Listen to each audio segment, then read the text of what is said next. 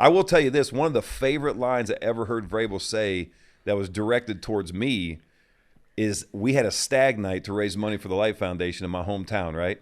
And we stopped doing it because I thought, man, there's going to be a lot of kids born in my little hometown that don't belong to these daddies. Yeah. And so I was like, we're going to – and I'm telling you, it became a little crazy. But Vrabel would come in town with all these other guys. We had A.J. Hawk when he was at Ohio State and younger cats too, right? And the mayor of my little town – now you got to think Mayberry, right? And he gets up and he has this proclamation where he's going to make it Matt Light Day, right? And he stumbles on some words – an hour later, Vrabel gets up and we're having an auction, and he's like, "Hey!" And you know, when he gets the mic, man, it's gonna be profound and it's gonna be hilarious.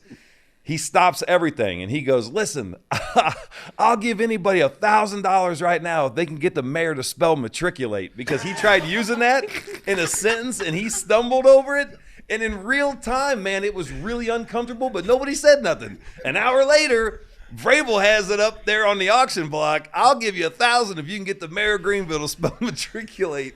And we lost it. But that's our boy, man. That's a funny man. We went to the Derby for 2 days, and then the day of the race, we saw like the start of the race, and then Tom rallied everybody up. We went and got on some planes, and then we flew to the Mandy. I was still wearing my smelly ass Kentucky Derby suit. Was that the sweating through it in Las Vegas casino? We all were. I know. How many times do you think we fought? How many times will we fought? At the Derby? We fought in Vegas. Didn't we fight on this Vegas trip? In the middle of the street? Remember you fish hooked me? Yeah, you bit my pinky. Yeah, you were fish hooking me. I mean, how you get out of a fish hook? You got to bite. We were in the van. Remember the back of the van? We were in the back of the van and rallied out. Yeah. And then we hopped out of the van as if nothing happened, just walked into the room. Yeah. But we literally were fighting in the car. What sparks a fight between you guys? Anything. Anything. I don't know. We were riled up. Let's just say we had been drinking for probably 18 straight hours. 18 straight hours. We get out, we start fighting, and we're like pushing each other. And then like the door opens. We're literally in the middle of the strip fighting. He gets me in a fish hook with my pinky, and he bites my pinky. I almost bit it off. He almost bit it off. I had to almost bit that thing off. Then we fought on with the sunset. Oh, it was the most beautiful fight I've ever been in. It was so beautiful. We'll have to get the picture of that. That sounds picturesque. And show the people. I have a still frame of that. We were literally, I don't know why. Why were we drinking that day or fighting that day? Because we were drinking. Because we were drinking, yeah. Okay. We're out of the city limits. In Mississippi, as long as you're out of the city limits, you can blaze like freaking Yosemite Sam. I mean, it's like whatever you want to do. But we have the target set up. And of course, Moose is filming and catching this because me and my partner are sitting there side by side, earmuffs on, shooting at targets. And I put a Rick Ross song, because I've been playing with this social media way too long enough to get me in trouble, but I put a Rick Ross song behind it, Black Coffins. And and the name of the song is 100 Black Coffins. And it's by Rick Ross, and I put it in black and white. So it was like in this like slow-mo, and you just see me and my buddy up here shooting these targets, and I literally just unload it, pow, pow, pow, pow, pow, and probably missed the target every time. But I caught the video and I posted it on my social media. No big deal until Bears rings my damn phone. And I'm like, this has never happened before. And why is he calling me? So Bears calls me and says, is it you have him saved in the phone or is it just random? Bears Nigerian. I don't know if I pronounced that the right way. Bill's secretary is what was in my phone. It's still in there right now. So when I saw this name come across my phone, my heart just hit my stomach. And I'm like, this ain't good. How long after the post? 30 minutes. It was like no time. Like I said, hey, the page got like the FBI, bro. they don't miss nothing, okay? So he called me, and I answered the phone like, hello? He said, Red. I said, what's up, Bears? He says, Coach wants to speak with you. Like, all right. So I sat on the phone. Bill gets on the phone, and I guess he hops on. I was like, hello? And Coach says, Red. I say, y'all gonna have to edit this because my mom's gonna punch me in the face for using this language, but you know Bill loved them F-bombs. Coach goes, Red, just what the fuck are you doing? And I'm like, What you mean, coach? The freaking post that you just put up there, really think about it, man. You're unloading a freaking pistol on a video on your socials. I mean, we just had a guy arrested. Give me a fucking break, Rick. I said, damn, coach, like I wasn't even thinking about it that way. You know, I'm just back home chilling with the boys, shooting targets. Better yet, just don't even bring your ass back up here. I was like, whoa, did I just get cut? Like, how does this go down? So I looked at my boy and I'm like, bro, I don't know if I got fired or not. Like, what's going on? So Bill hung up the phone, or we kind of had some choice words. No, before he hung up the phone, we're going to cut this part, but I got to continue the story. So y'all just choose if y'all want to say it or not. But when he told me, he's like, just don't even bring your ass back up here. I'm like, oh, wow. So automatically I went into, coach, I have the utmost respect for you. I did not know that I had messed up that bad. I said, there's targets in the background. We weren't doing anything wrong. I said, you're comparing me to a murderer because I'm shooting targets in the backyard. I said, but either way, I hear you. I will not be back there. And I'm going to let you know this. My faith is in God and upstairs. I said, this is not the end of my career if I am cut. And I hung up the phone. It was probably a dumb move to do that. But You hung up on Bill Belichick? I hung up, bro, because I was blown away. Like, you just called me a freaking murderer because I'm shooting at targets in the backyard. This is what we do on a regular, bro. Like, this is life. So I hung up, and probably wasn't the smartest thing to do. And within, like, I would say 30 to an hour, I got another phone call, and it was Bill. And he says, you know what? Better yet, when you come here, do not even stop at my office. He says, you go straight upstairs and see Robert. I'm like, Robert, Mr. Kraft? I'm like, oh my God, bro. Like, I'm like, I don't know how this goes, because Bill, whether y'all know it or not, Bill moves the needle on everything around there. He's making all the calls. So for him to push me to the big dog, I'm like, bro, I'll just stay in Mississippi. Brady, we'll talk about Brady's deal because I didn't get to do your deals. So Brady's first deal was, the rookie contract, and I'll say this. Unfortunately, we were doing business at that point in time, not thinking long-term and relationships. It was a very bottom line way of doing things, and it was something Bill and I weren't comfortable with. And we, so Tommy's first deal, he got less than he should have for his slot. There wasn't slotting back then, but everyone knew what the slot was. It wasn't called the slot. And we broke his shoes a little bit, unfortunately, the people that were doing the contracts at that time. And then when it came time for Tommy's next deal, I was doing the next deal and then the next deal. And I'll never forget, we were at this one point in time, I think it was maybe Tommy's third deal, it might have been. And Don and I weren't making progress. And we were trying to keep the team together, right? That was part of our thing. We didn't expect people to take home team discounts. We were hopeful that people would want to spread it and keep the winning, because we felt, high tides raise all boats. And the more that we won, there was all these other opportunities, marketing, et cetera, et cetera. And I'll never forget, Don and I couldn't get anywhere. And Tommy was getting annoyed because he was getting distracted. Not annoyed with anyone. He just wanted to think about ball.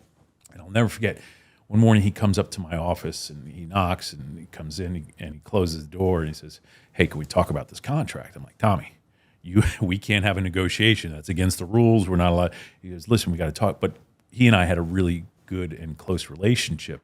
And he said, where are you guys at? So I told him where we were at, told him where you guys are at. And he says, what's the drop dead number? I'm saying, Tommy, we can't have this conversation. I got to talk to Don about this. And I'll never forget, it was the deal when he signed. It was I want to say it was the 6-year, $10 million a year deal. Yeah. Think about that.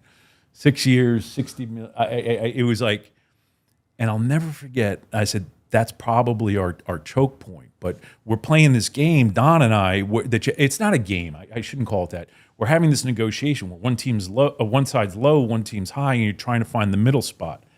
I'll never forget, Tommy looks at me, shakes his head, looks away, goes, if I can't live the rest of my life off of $60 million and my family, he says, I've got problems. He's like, get Don on the phone. I'm like, Tommy, we can't do this. He says, get him on the phone. we got on the phone and and put it on speaker, and Tommy goes, "Hey Don, it's Tom." He goes, "Hey, how you doing today?" He goes, and Don's all upbeat, and he goes, "I got you on speakerphone. I'm in Scott's office." Dead silence. Dead silence. He goes, and Don's like, "What are you doing there?"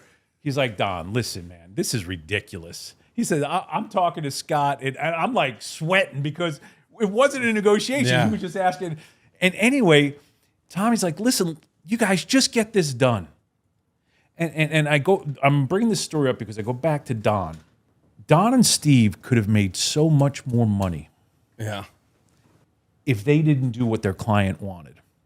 And Don and Steve have left money on the table year after year after year after year by doing what their clients wanted and maybe not trying to talk their clients into something that would pay them greater 3%. Anyway, I don't mean to make that a long story, but it's just, I think the world of Don Yee. Yeah, Don Yee's, we call him the dragon, bro. He's just calm, cool, and collect. I always wanted to spike the ball in high school and college, but it was always a 15-yard penalty, so I never did it. And then my rookie year, I got to the NFL, and I never even Gronk spiked my rookie year. I don't think I did even one my rookie you year. did in the preseason. No, I don't think I Gronk spiked at all. Maybe one time, but I really can't recall it. But the Gronk spike picked up my second year when I started just scoring touchdowns like a machine week in and week out.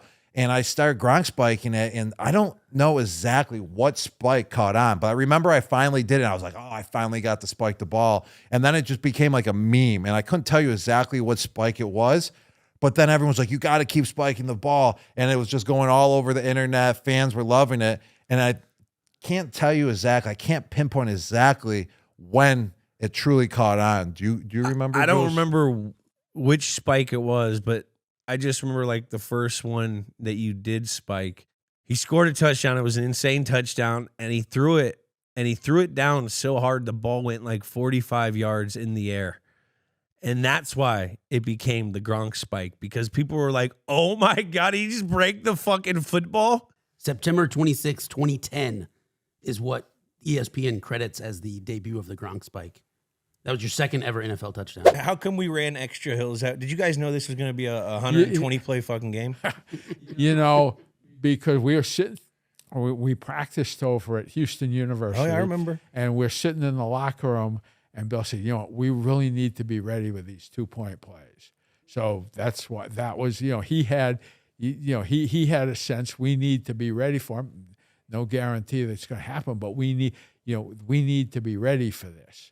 And that was, the running the hills. Put it in the bank. Put it in the bank.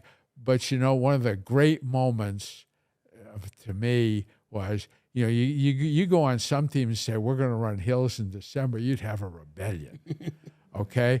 And we had one game, it's probably around 2016. Practice was over.